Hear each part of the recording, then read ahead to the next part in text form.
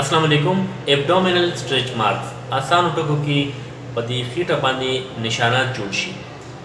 زیاتره زنانو ته دا مسله کېږي په پریګننسي دوران کې، حمل دوران کې کېږي چې کله ډیلیوري وشي، ماشوم وشي، دا نشانات په دغه ځای باندې پاتې شي.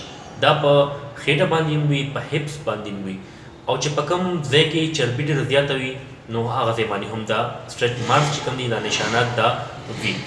هسې پر دې څه نقصان نشته دی، خو دا چې په سکین باندې وي نو بد لګي، ښه نه لګي. دا نشانات چې کوم دي د دې یو وجه خو دا ده چې په بدن کې ویټامین سي، ویټامین ډي کمې وي نو هغې سره هم دا کېږي. بله وجه دا پریګننسي ده، او بل وجه چې کوم ده هغه موټاپه ده چې په بدن باندې چربي ډېر زیاته سیوا وي نو دا سټریچ مارکس چې کوم دي دا هغه ځای کې موجود وي.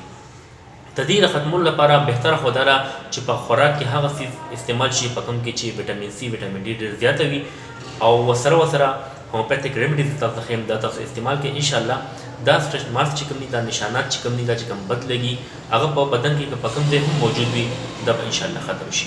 ریمیډي نوٹ کړئ، هومیوپیتھک دوايي کلکیریا فلور 6x پاور کې راواخلئ، دا ګولۍ په شکل کې به تاسو ته میلاو شي. ورسره سیلیشیا 6x کې راواخلئ، دا په شپږ طاقت کې به رتبونه راواخلئ، سیلیشیا او کلکیریا فلور تاسو په هومیوپیتھک سټور کې میلاو شي. د دې نه تاسو 4 ګولۍ د کلکیریا فلور نه او سیلیشیا نه 4 ګولۍ سهار غرمه ماښام خوله کې اچوئ، چیچئ او تېروئ.